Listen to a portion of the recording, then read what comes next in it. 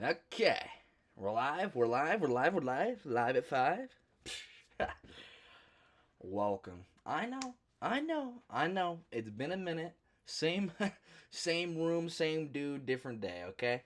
What is up, everybody? My name would be Evan. You can call me Ev, Red, Captain Redbeard, Big Red Bastard, Eel Sauce. We go by many a name. Ugh. We go by many names, but the point is, we're back in the captain's chair, actively doing the things that we're saying we're doing.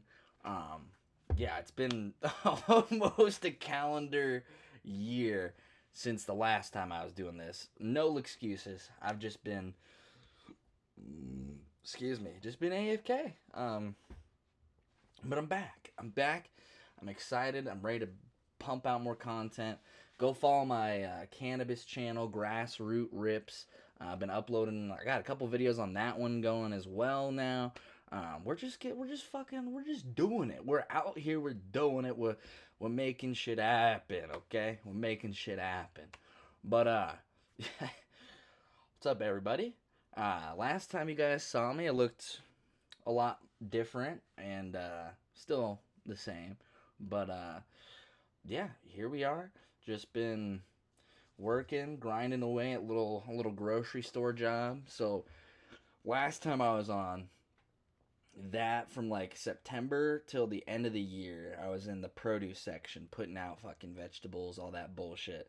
And then around the beginning of the year, they put me into the cash office slash customer service.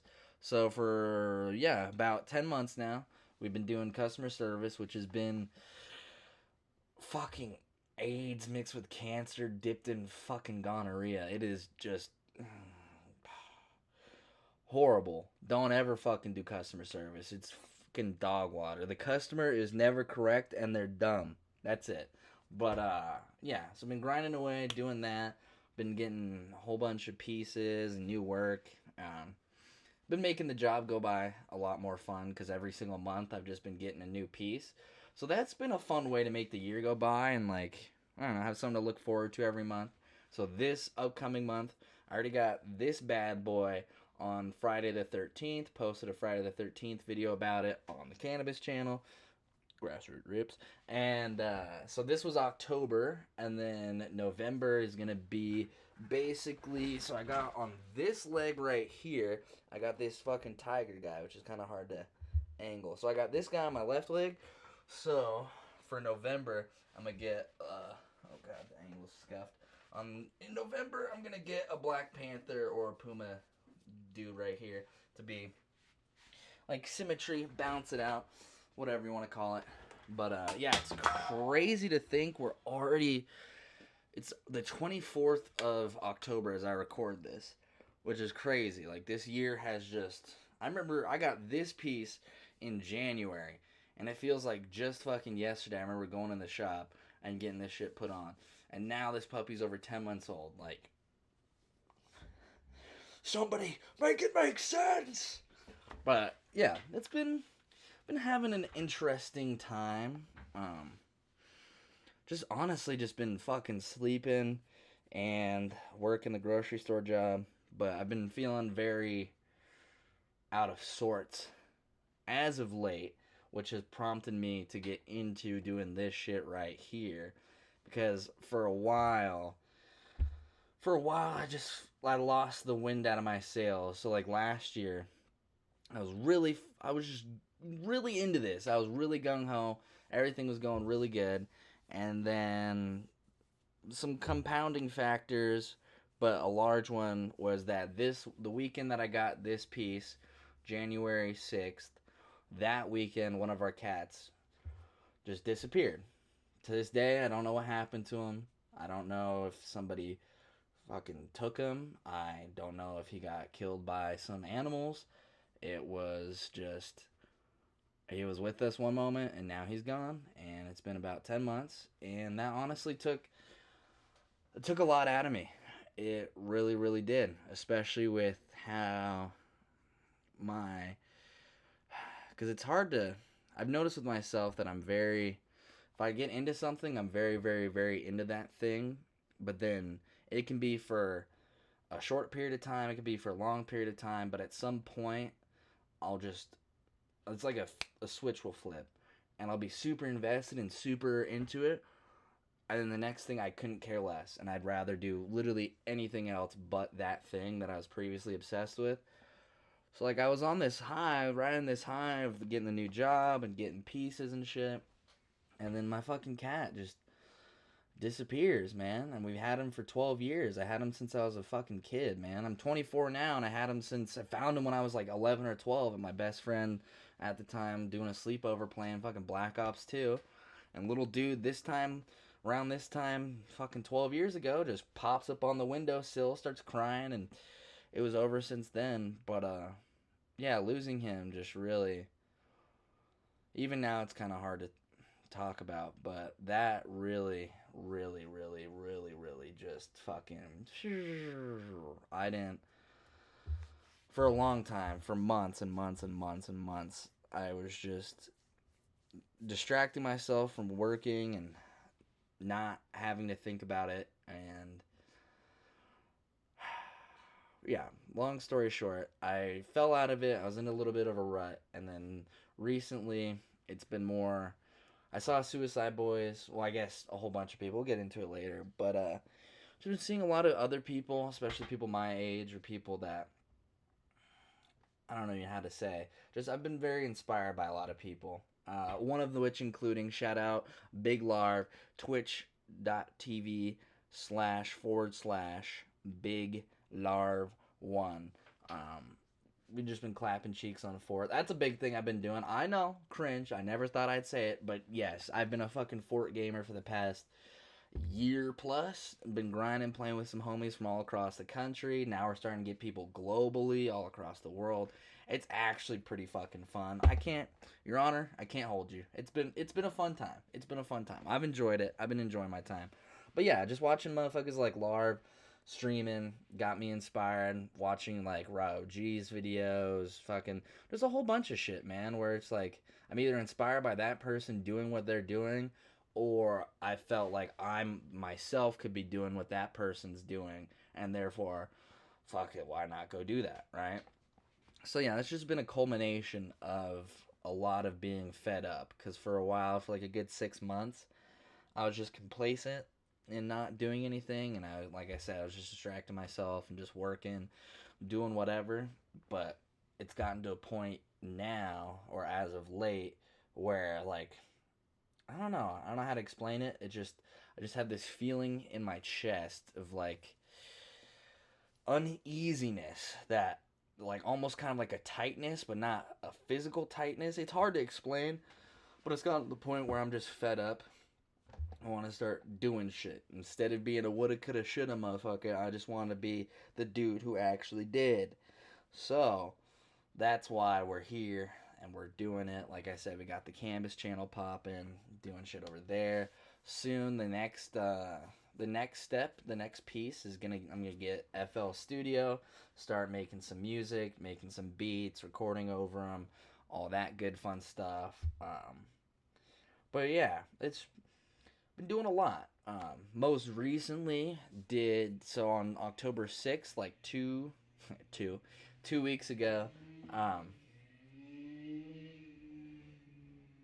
Y'all hear that? The fuck? A couple weeks ago, I went to Gray Day up in Phoenix, and I've had some time to reflect. I made a video about it when it happened more recently on my cannabis channel, Grassroots Rips.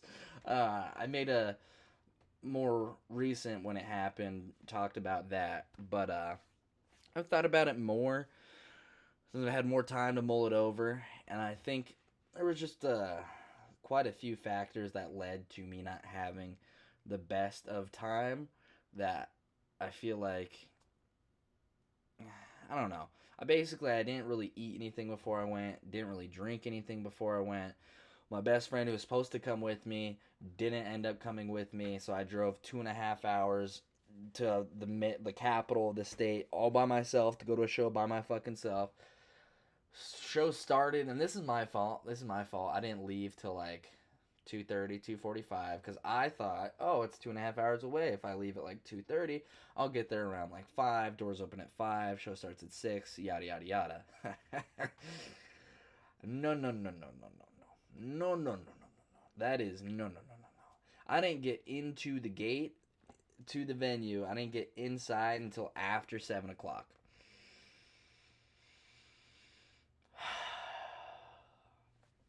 Fuck the Phoenix Raceway. Worst fucking venue possible. It is this fat fucking concrete donut out in the middle of just rural farms in fucking the suburbs of Phoenix, right? There's 3 one-way roads to get to a 4-way stop that then leads down another one-way road that takes you on, then opens up to a 2-lane bridge. Now you go over this fucking bridge to go over a river, and then you loop all the way around the big fucking donut and you start parking. The most cunty fucking design and layout of any fucking, like, oh my god, dude. 22,000 fucking people. It was so fucking much. It was honestly so much. And I missed Ramirez. I missed Freddie Dredd. I saw fucking City Morgue perform. Holy fuck, were they garbo. You could tell they fucking threw out their voices and they were just letting the backtrack go, and then they'd say every like 4th fucking word. That's great. Love it when I come 2.5 hours and pay hundreds of dollars just to go watch somebody perform a song that's just playing. I could have played at my fucking house by myself, but whatever. Whatever. After that, saw Ghostman. Don't give a fuck about Ghostman, but there are some cool things that he did. He's basically just being cheeky with the establishment. So I guess at some point they're gonna pull the plug if they kept calling people to do mosh pits. She's like, all right, guys. Management just informed me, the venue just informed me, they don't want us doing mosh pits. That's not allowed. They said if we do that again, they're going to shut this shit down. So, what we're going to do, you guys ever heard of circle pit? Or like some little cunty variation of that where he wasn't telling them directly to do a mosh pit, but rather line up in an organized fashion in the shape of a circle, and what happens, happens. So I thought that was kind of funny. And then multiple times he just said, fuck Phoenix PD. I was like, yeah, fuck PPD. Yeah, why not? So I thought that was cool. But, yeah, the boys honestly clutched it. Because before, I think it was in between City Morgue and Ghostman. Or it might have been after Ghostman. I was seriously debating just fucking leaving before the boys even pulled up. Because I had a headache. I was there by myself. There's all kinds of people that I just... Outside of an event like this, I would never be around people like this. It was just a lot of not fun shit. And it sucked because I didn't have the person I was supposed to go with. So I couldn't even, like, I'm a big people watcher. Like, I love just watching people's behavior and shit. Oh my god, this was a gold mine for people being so fucking weird and bot-like. But then I didn't have anyone to share it with. I'm just looking, watching this weird-ass NPC behavior, just enjoying it by myself. It's like... Man, if I had somebody fucking, yo, did you see that? Yo, did you see that? Like, that would have been way more fun, I feel like. But, yeah, we were pretty far back. Somebody smacked my ass, which was just out of pocket. I was like a dad posted up at the very back, like where the vendors and all this shit is, and I had my fucking arms crossed. I'm just fucking pressed. And somebody just fucking, bam! Just drive-by claps my left cheek. And I immediately turn around. There was fucking nobody there. Like, nobody even near me. So I was like, did the Casper, the friendly, not-so-friendly ghost, just fucking smack my ass and disappear? Like, what the fuck? So that made me even more just, fuck this place. I don't want to be here. I fucking hate this. And thankfully, I stuck through it, watched the boys. They had a great fucking set. They played a little bit of everything, honestly. They played some shit from their Yin Yang tapes. It was cool because they did Provolone and Heroin with Freddie Dredd, so I got to see Freddie perform with the boys, so I at least got a song that I got to see Freddie perform. But, yeah, the boys, they fucking clutched it. It was honestly, it wasn't until seeing other people's perspectives and recordings and, like, being on YouTube and watching, like, it didn't feel real. It didn't set in. It wasn't, because I was so far away, they're just these little fucking dots, like, with all these lights and all this sound and shit. So I'm like, I'm enjoying it, and I'm, fucking throwing the threes up and all that.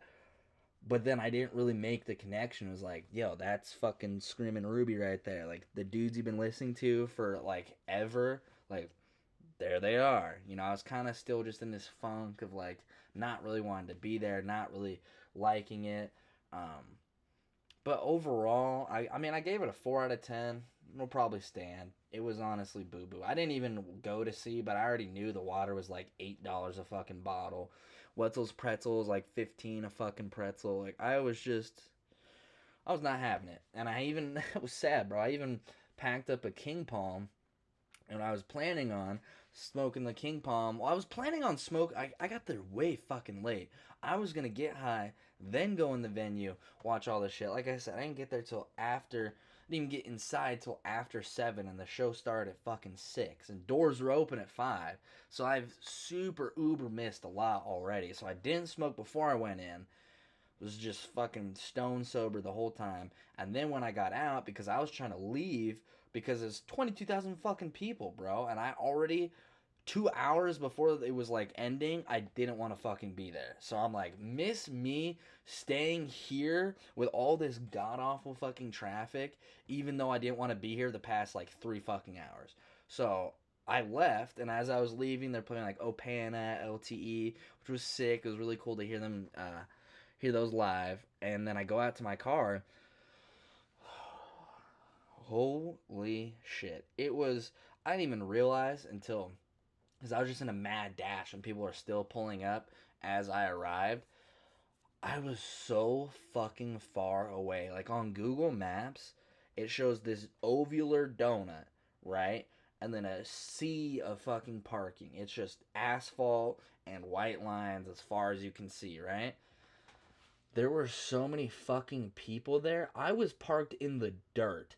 I didn't even see until after like I got home or whatever, and I looked at like the Google Maps of it or whatever. Like here's the venue, and then here's some parking next to it. I was like out fucking here. They ran out of physical like asphalt parking, and we are in the fucking boonies in the dirt. It was fucking crazy. But I'm walking around spamming my fucking what's it called? Like the car alarm to have my car like freak out so I can go try and find it, because I didn't know where the fuck it was. I was like, I kind of walked in this direction, so let me walk this direction back. It was so much. And so then I finally get to my car, and other people are slowly starting to get in their cars.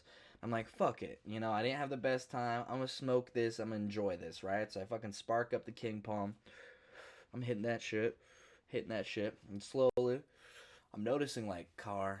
I'm slowly noticing as I'm hitting this shit, more and more cars are lining up to leave. And then that's when I'm like, oh fuck. So I'm just like a fucking like 35-year veteran at like the fucking like driving a like a veteran school bus driver, and I'm just fucking and fucking cash that shit so I can fucking hop in this line to get out. And oh, it was so much. And the worst part is I had to drive back home, so I left at like before 11. Yeah, I left before 11 because I got home at 1 on the dot. But I was so fucking tired. Like I just, I just was not feeling it. And so I learned a valuable lesson. Few valuable lessons. Get there way before you think you would. Fuck anyone who isn't the boys when I'm trying to watch the boys. And fuck Phoenix. It's basically it. So next time, if it's just the boys and maybe not as many people and not up in fucking Phoenix, maybe we'll do something again. But that was fucking atrocious. And the merch lines was longer than fucking immigration. Like, it was fucking just caterpillar rap. So I didn't even fucking attempt to try and get some merch. I honestly didn't want anything to remember the experience. I was like, this is so fucking mid. I don't want to have a physical reminder of the mid that was this night. So I was just fucking done. I was just done. And yeah, I fucking went home, played for it. And yeah, that was the weekend. I had the whole weekend off, so that was nice. That was Friday night. So I had Saturday and Sunday off, and I just dicked off and did whatever. But on the silver lining, I had a whole bunch of money saved up because I didn't know what was gonna happen. So I had like $600-700 saved up, and because I literally only spent $40 to fill up my tank, that got me there and back of like the 700 that I had squirreled away. I was able to ball out, got a dope ass fucking TV, got fucking Westworld 4K Ultra HD Westworld. Chef's kiss, it's divine. But yeah, so there's kind of a silver lining. I didn't end up dropping whatever amount on like merch or lodging or whatever bullshit. So I was able to get a fucking TV, and now I got the TV hooked up, got an Xbone, got a PlayStation. You know, we got a little entertainment system set up. But yeah, overall, most definitely that concert was a 4 out of fucking 10. For me at least. For me at least. If there was other factors there, probably would have definitely changed it. You know, if my slime was there, maybe if I ate before, drank before, maybe those things would change. But yeah, it was just honestly, it was also fucking mad depressing because this is what I've been looking forward to while working for like the whole year. So I bought the tickets in March, and obviously it didn't happen until October. But that whole year, I'm just grinding away at this shitty little grocery store job, and like that was the thing I was looking forward to, and that fucking thing was awful, and was just not a good time. And then I was like, "Fuck, dude! Like, that's really depressing and disappointing that the thing you look up to or look forward to for a long time, literally the whole year, ends up being absolute boof." So that was not fun, and I did not enjoy it. But fuck it, we're here. You live, you learn. But yeah, that's basically the rub of what I've been doing as of late. I'm really, for being gone for so long, I really haven't been doing anything. I've just been working. Wake up like an hour before I go to work, fucking be a DJ, stay up late. Repeat. So it's not like I've actually been doing anything, but you know, we're still doing it. Low key, high key, trying to find a new job soon, because I'm getting just absolutely burnt out, and I'm not having fun. It's really not. Not to say that, I mean, who says work can't be fun? Who says work has to be fucking miserable? But I'm not trying to be fucking miserable. I already do that by myself plenty. I don't need external fucking factors making shit more miserable. So I'm definitely trying to find just some other avenue of income, because this shit is for the fucking birds. But yeah. Cheers, everybody.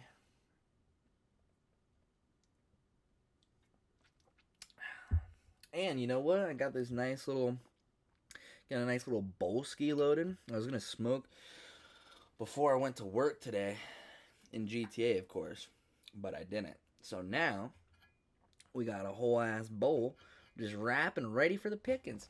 So this is gonna be the first smoke of the day. I'm gonna be higher than fucking eagle pussy, but I'm here for it. I had a long ass day, fucking 10:15 to 6:15. Ugh, fucking A, man. The holidays too, just no me gusta, no me gusta. But I hope y'all are ripping along, sipping along, tripping along, dipping along, fucking all of it, all of the above. And if you're a sober gamer, fucking hats off to you. I could never raw dog life like that, but props to you. You have my my respect and my fuck it. You're a better man than me, or woman. But cheers, everybody.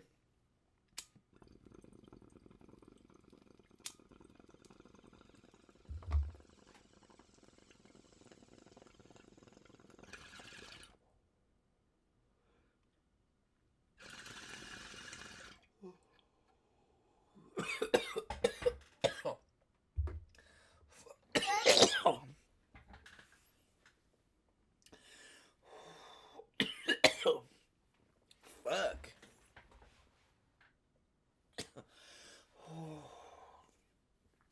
That really fucking got me. Got me shedding tears and shit. Whew.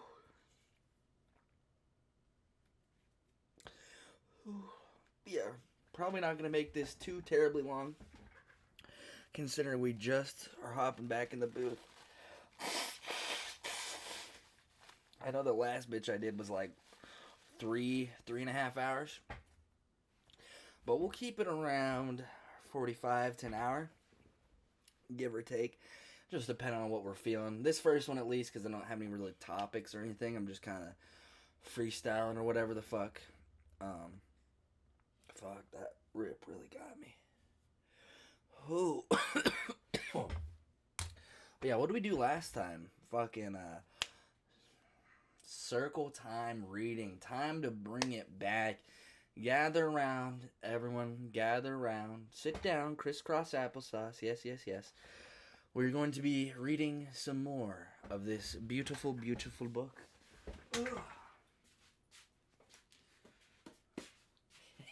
You know what time it is.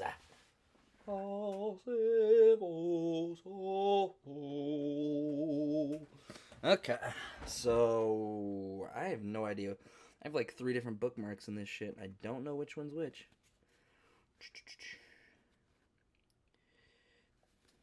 What is this? Rosanna, Rosanna. Okay, this probably won't make... Should I just run it back? I could just run it back. And we're not... Or did we get deeper than that? No, okay. You know what? Fuck it. We're gonna run it from the top, because it's been a long-ass fucking time. So I'll even refresh my memory.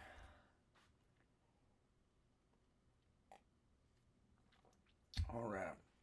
So here we have the Satanic Bible by Anton Saint-Levy. Look at this beautiful mug on the back. Ooh, he's gonna get you. Okay. Ooh, even his signature looks interesting. I can't fucking... There we go. Yeah, look at that fucking signature. Crazy. Okay. Called the Black Pope by many of his followers, Anton LaVey began the road to high priesthood of the Church of Satan when he was only 16 years old and an organ player in a carnival. Quote, on Saturday night, I would see men lusting after half-naked girls dancing at the carnival, and on Sunday morning, when I was playing the organ for tent show evangelists, at the other end of the carnival lot, I would see these same men sitting in the pews with their wives and children, asking God to forgive them and purge them of their carnal desires. And the next Saturday night, they'd be back at the carnival or some other place of indulgence. I knew then that the Christian church thrives on hypocrisy, and that man's carnal nature will out. From that time, early in his life, his path was clear. Finally, on the last night of April 1966, Walpurgisnacht, the most important festival of the believers in witchcraft, LaVey shaved his head in the tradition of the ancient executioners and announced the formation of the Church of Satan. That's sick.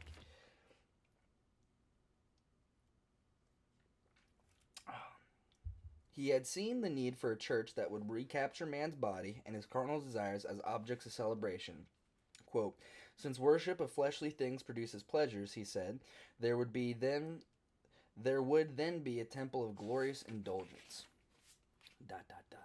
So, on to the temple, I guess. Rosanna. Okay. Opening the Adamantine Gates, an introduction to the Satanic Bible by Magus Peter H. Gilmore. Damn, that's quite a fucking name. Okay. This book has the potential to change your life. It did mine. It is a diabolical work, written with elegance, earthiness, and might, serving quite magically as a mirror. If you look within these pages and see yourself, if you find its principles to be those you've lived by as long as you can remember, if you feel the evocation of an overwhelming sense of homecoming, then you will have discovered that you are part of a scattered meta-tribe, and the proper name for what you are is Satanist. I first encountered Anton Saint-Levy through the Satanic Bible at the age of 13, when I was an avowed atheist. not homie on r/fucking 8. That's crazy. That's actually really fucking funny. Not being partial to literature promoting faith of any sort, I was pleasantly surprised that this was no rant by someone claiming direct contact with Satan. Instead, I found a common sense, rational, materialist philosophy, along with theatrical ritual techniques, meant as self-transformative psychodrama. He was a tool perfectly suited to my nature as a means for getting the most out of my life. I knew that, quote, atheist was no longer sufficient as a designation for myself. This book led me to meet and befriend LaVey, working with him to administer the church he created, and finally succeed him as the second high priest of the Church of Satan. That's sick. It is one of Anton LaVey's numerous talents that his written words are vivid, brimming with his distinct personality. His well-wrought phrases give the sense of encountering the man himself, and such an impression is not a delusion. When my wife, Peggy Madrimia, and I met the Doctor, an affectionate moniker used by those close to him, we agreed that here was exactly the man we had dared to expect from reading his books. Unlike the founders of other religions who claimed exalted inspiration delivered through some supernatural entity, LaVey readily acknowledged that he used his own faculties to synthesize Satanism.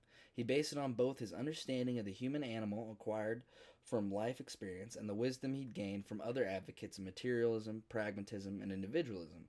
His blasphemously named Church of Satan was consciously designed to be an adversary to existing spiritual belief systems. Excuse me.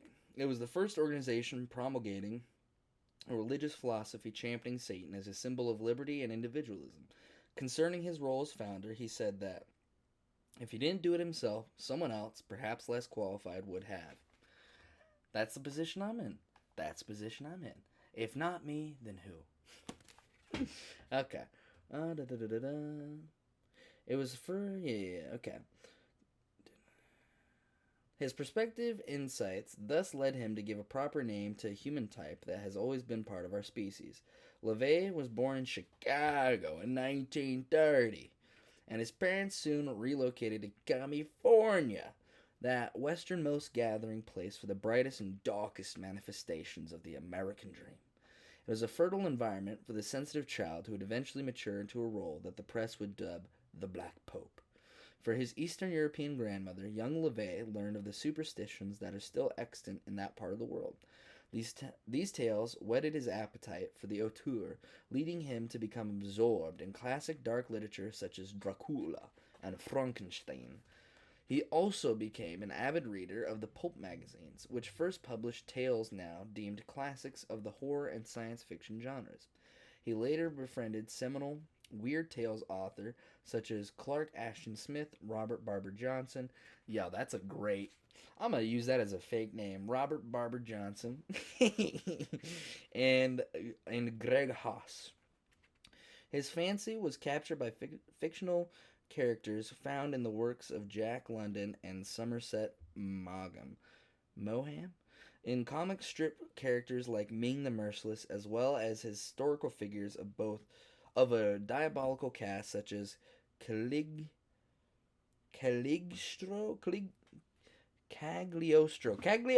Rasputin, Basil Zaharoff. More interesting to him than the available occult literature, which he dismissed as being little more than sanctimonious white magic, were books of applied obscure knowledge, such as Dr. William Wesley Cook's Practical Lessons in Hypnotism, Jane's Fighting Ships, and manuals for handwriting analysis. His musical abilities were noticed early, and he was given free rein by his parents to try his hand at various instruments. LaVey was mainly attracted to the keyboards because of their scope and versatility. He found time to practice and could easily reproduce songs heard by ear without remorse to fake books or sheet music. Without recourse to fake books or sheet music. This talent would prove to be one of his main sources of income for many years, particularly his calliope playing during his carnival days, and later his stints as an organist in bars, lounges, and nightclubs. These venues gave him the chance to study how various melodic lines and chord progressions swayed the emotions of his audiences, from the spectators at the carnival and spook shows to the individuals seeking solace for the disappointments in their lives in distilled spirits, and the smoke-filled taverns for which LaVey's playing provided a moody soundtrack. That's actually kind of fire. It's like, ugh, Give me another one, Greg. You just got like fucking pianos in the background or whatever, and you're just in this musty little fucking. I'm imagining like the bar from like Shrek. What can I get you, toots? Okay. His odd interest marked him as an outsider, and he did not alleviate this by feeling any compulsion to be one of the boys. He is not one of the boys. Yeah, he despised gym class and team sports and often cut classes to follow his own interests. Moving beyond the standard school text, he absorbed volumes analyzing human behavior on every level, from the impulses of the individual to the dynamics of the herd. He watched films that would later be labeled film noir, as well as German expressionist cinema such as The Cabinet of Dr. Caligari, and the Dr. Mabuse movies. His taste for flashy apparel also served to amplify his alienation from the mainstream. He dropped out of high school to hang around with hoodlum types and gravitated towards working in the circus and carnivals, first as a roustabout and a cage boy, and later as a musician. His always active curiosity was rewarded as he learned the ropes from the carnies. He worked as an act with the big cats. He had an affinity for these powerful predators, and later assisted with the machinations of the spook shows. He became well versed in the many rackets used to separate the rubes from their money, along with the psychology that led people to such pursuits.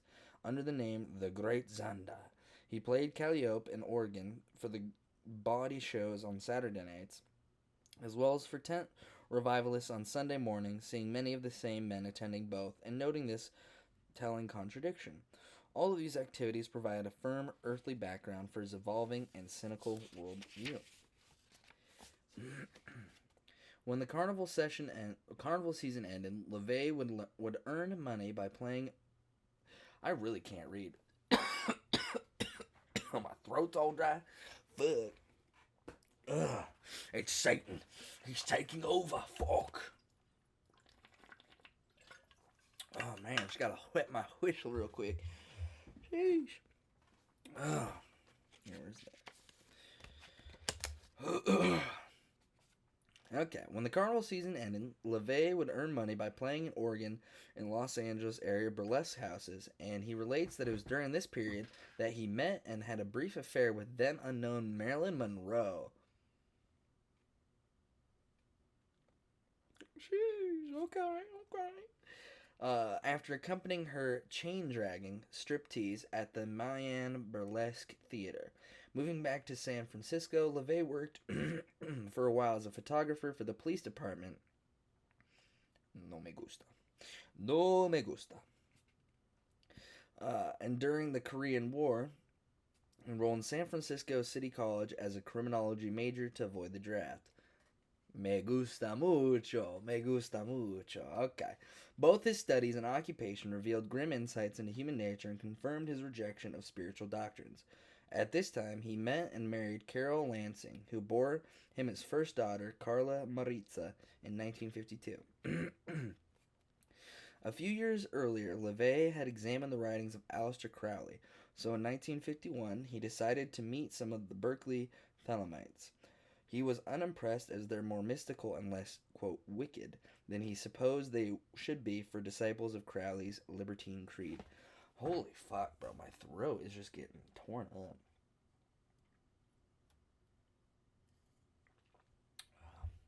Like, damn, bro.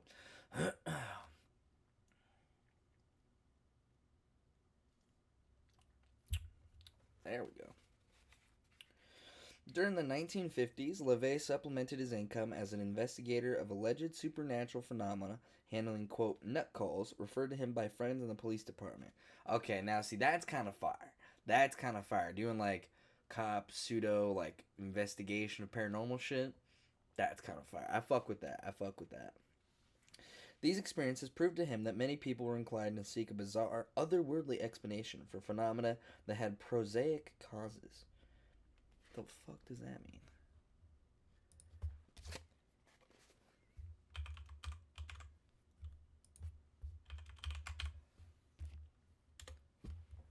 Having the style or diction of prose, lacking poetic beauty, commonplace or unromantic. The masses were too preoccupied by prosaic day-to-day concern. Okay, so it's just commonplace. Okay. You learn something new every day. Alright. Living in a daydream.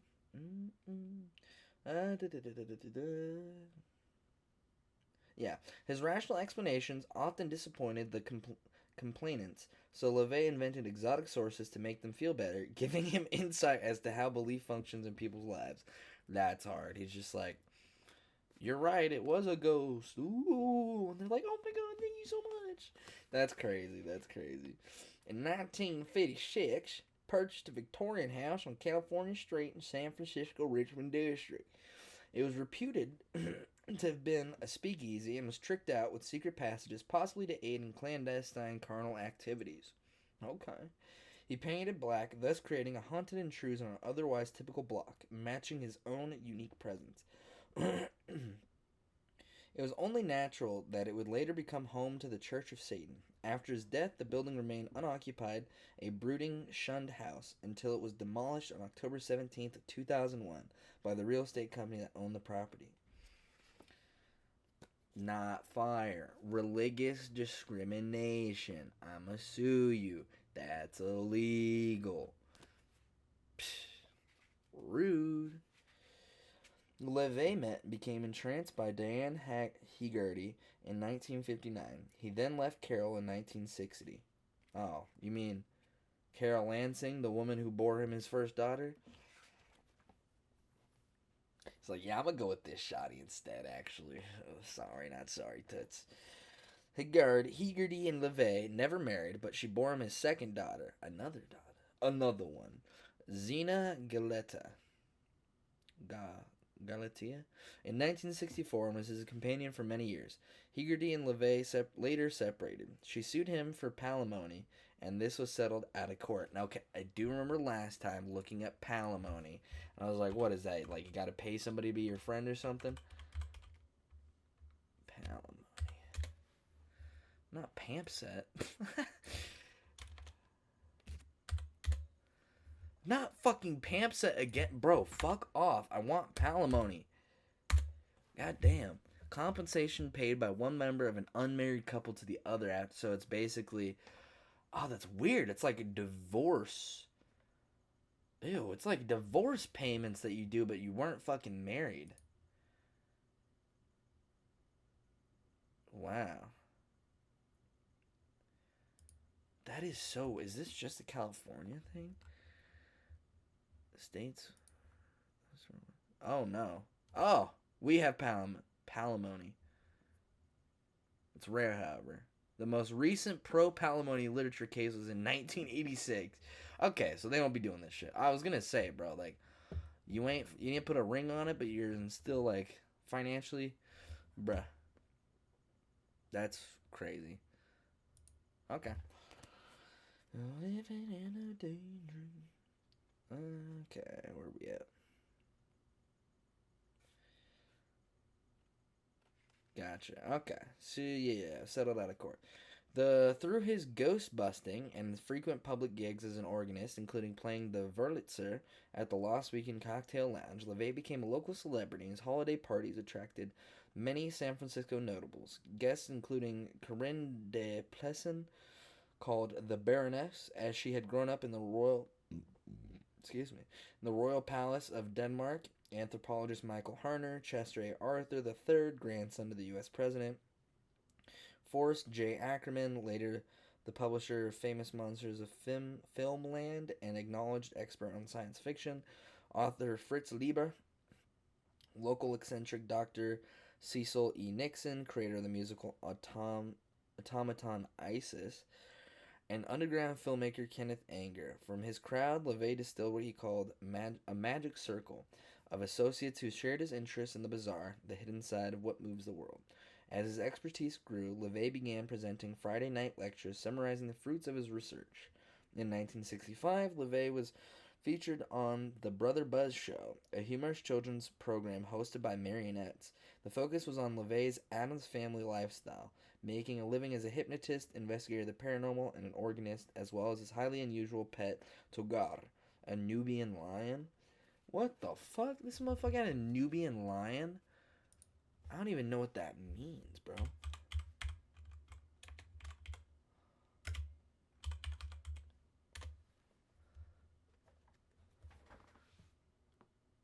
That's not. The Barbary lion, also known as the Atlas lion or Nubian lion. Largest of the lion species. Damn. Oh my god, that is a big mug. Holy shit. Lions are crazy. What a weird fucking animal. Just has this big old fucking bush of bullshit around his head, kind of like me. And then he's just smooth everywhere else. What's that big old derpy face? Dude, that is a funny fucking face. Holy shit. Wow, I've never really given a much thought or insight into a lion. But damn. What an interesting fucking creature. Holy shit. Huh. It's just so fucking fluffy up there. That thing would fuck you up. That's crazy. Tigers are way bigger though, so fuck them. Fuck them. Okay. In the process of creating his lectures, LeVay noticed many common threads, which he began weaving into tenebrous conceptual pastry. Oh my god. Weaving into a tenebrous conceptual tapestry. When a member of his magic circle suggested that he had the basis for a new religion, LeVay agreed and decided to found the Church of Satan as the best means for communicating his ideas. And so, in 1966, on the night of May Eve, the traditional witches' Sabbath, LeVay declared the founding of the Church of Satan and renumbered 1966 as the year 1 Anno Satanas, the first year of the age of Satan. Oh, fuck, bro. Okay. So now... Living in a daydream. Oops.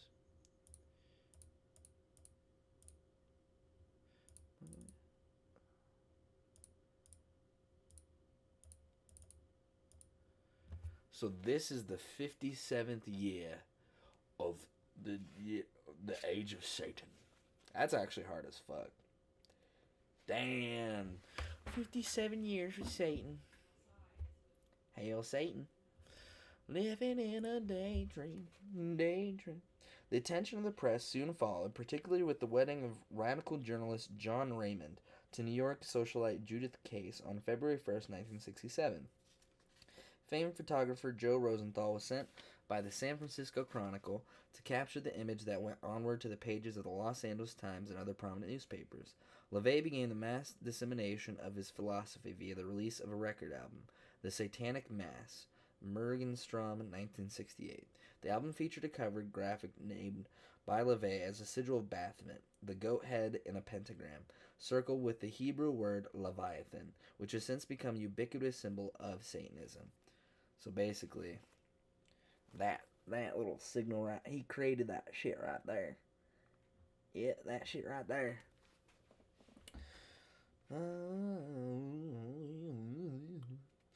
Featured on the album was part of the Rite of Baptism written for 3-year-old Xena, performed on May 23rd, 1967. That's pretty sick.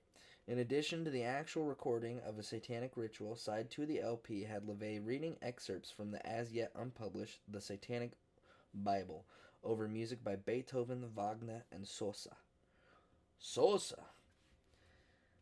His Friday lectures continued as he instituted a series of witches' workshops to instruct women in the art of attaining their will through glamour, feminine wiles, and the skillful discovery of exploitation of men's fetishes. Okay. By the end of 1969, LeVay had taken monographs he had written to explain the philosophy and ritual practices of the Church of Satan and expanded them. His influences included philosophers such as Ayn Rand, Nietzsche, and Mencken, the base wisdom of the carnival folk, and the observations of P.T. Barnum, and finally the imagery of the arch-fiend found in Twain, Milton, Byron, and other romantics. He prefaced these essays and writes with reworked excerpts from Ragnar Redbeard. I'm gonna have to sue him. Might is right, and concluded it with satanized versions of John Dee's Enochian keys to create the Satanic Bible.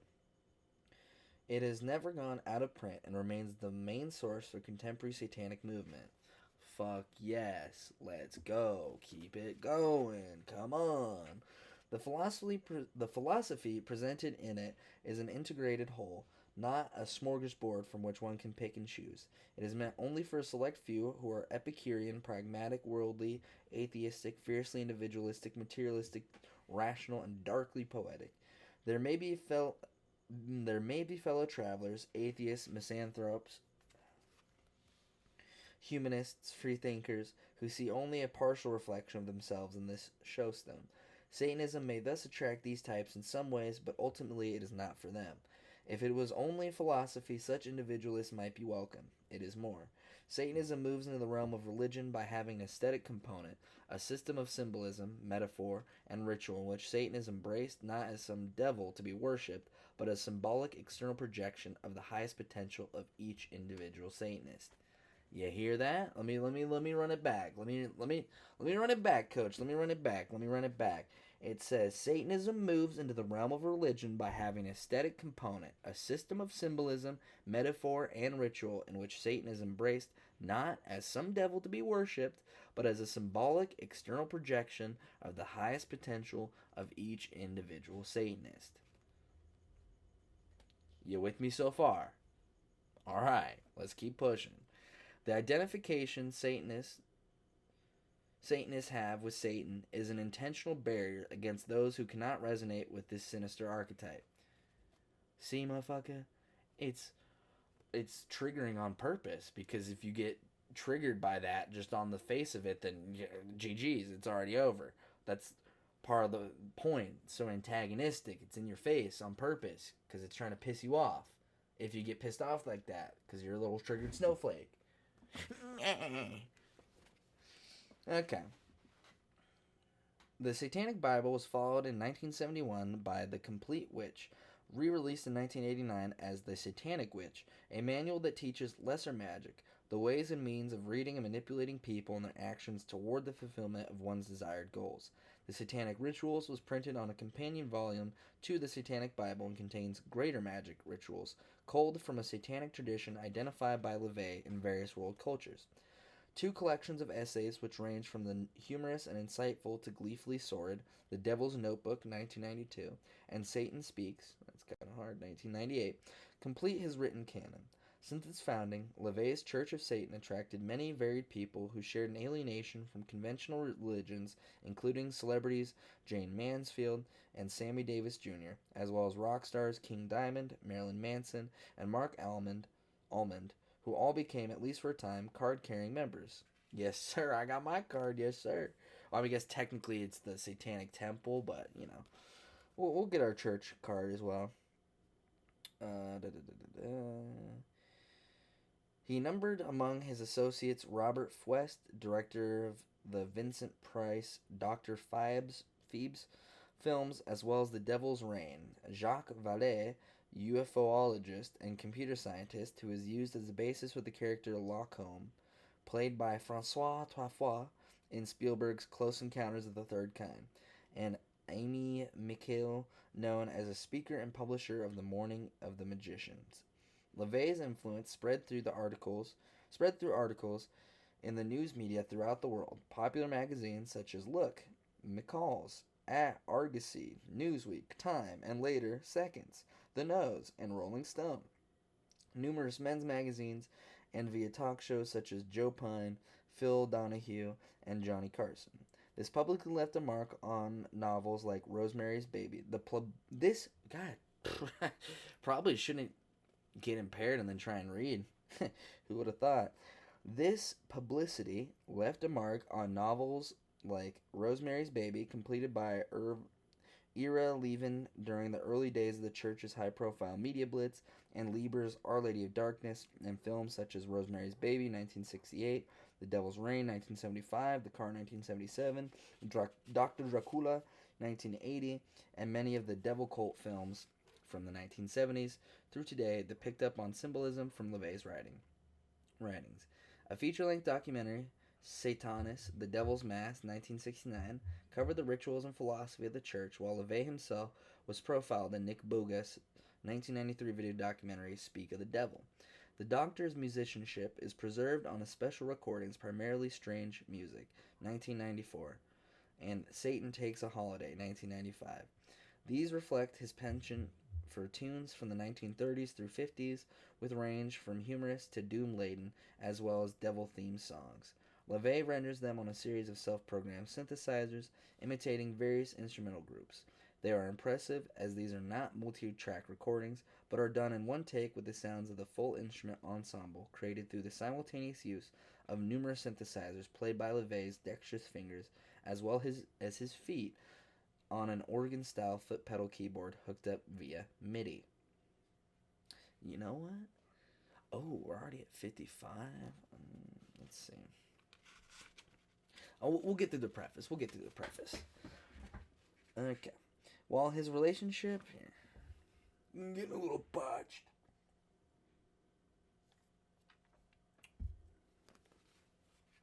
While his relationship with Diane Hegarty crumbled in the late 70s, a new lady would enter his life to become his final companion.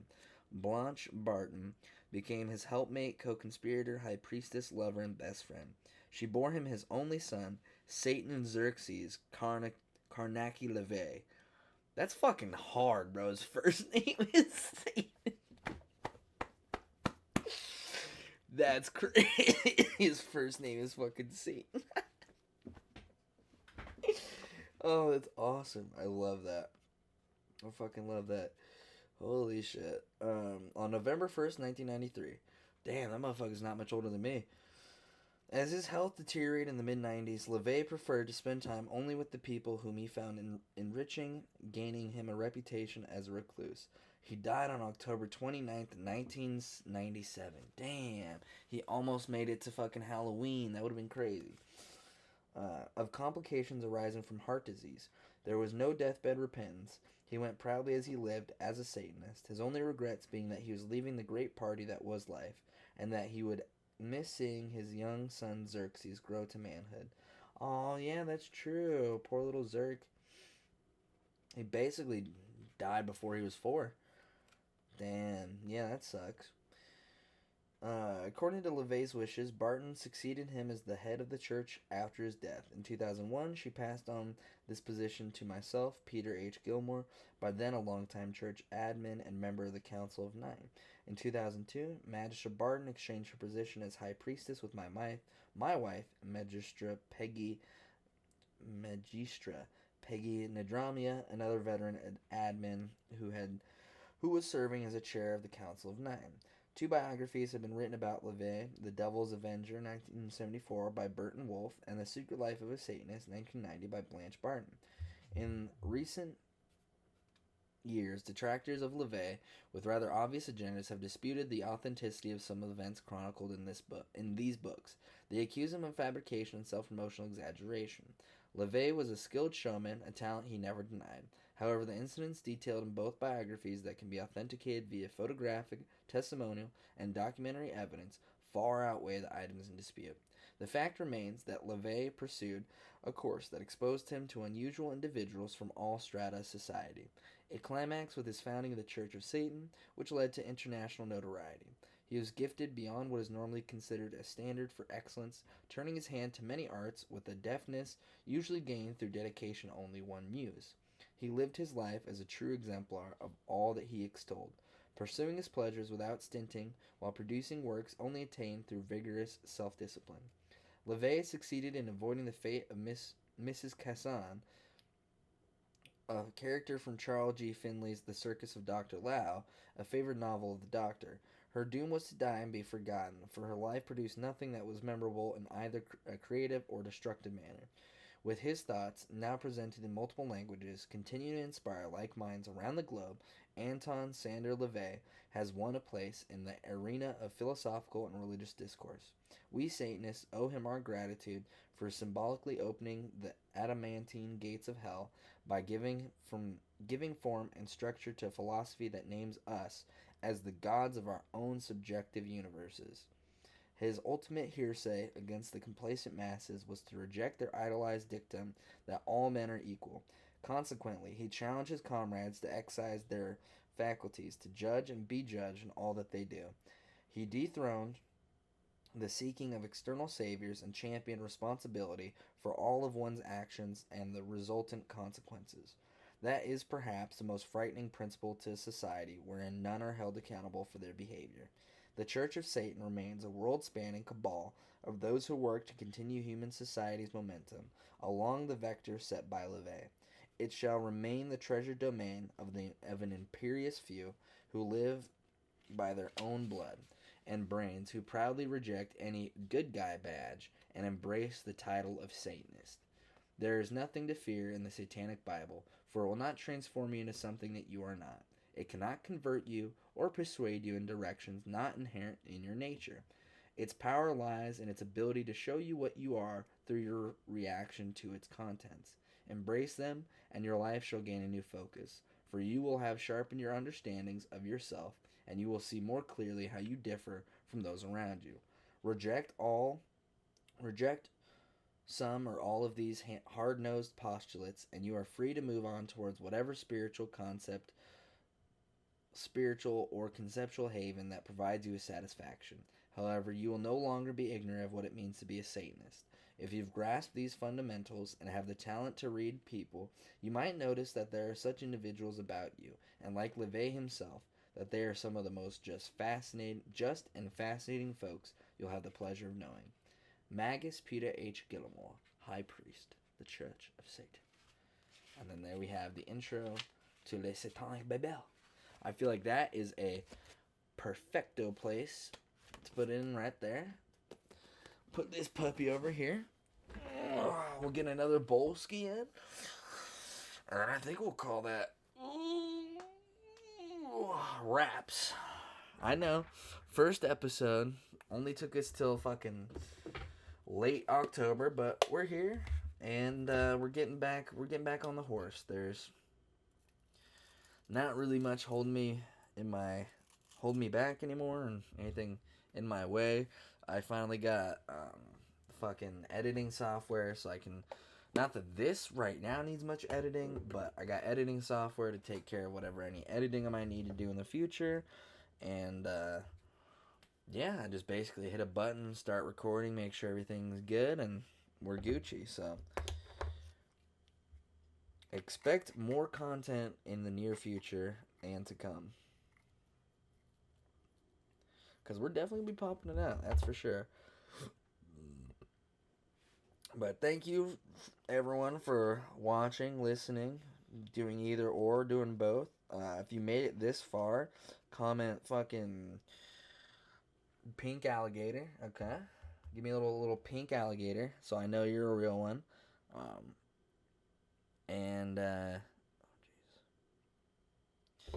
Yeah, I'm just gonna load up and head on out of here. Loaded tight 103, not too shabby, you know, blowing the dust off, so to speak, coming back in, hopping back in the game. Not too fucking shabby. And again, if you're into cannabis content or more vlog style, not sitting down long form content like this, got my cannabis / vlog channel, Grassroots Rips. So you can go check that shit out. I'm also going to be firing up streaming again soon. That'll be on twitch.tv/Agent Orange 216. I think it might be Agent_Orange 216. But I'm pretty sure it's the same profile picture I use for the fucking podcast. But yeah, we're getting shit popping. And it feels good to be back. And now I'll get more shit to talk about. This is kind of just wanting to get out there, sit back down, fucking just get something out there. So I hope y'all enjoyed. I hope y'all are smoking along, sipping along, tripping along, drinking along, dipping along. Fucking, if you're a sober gamer, cheers. To everybody else, cheers.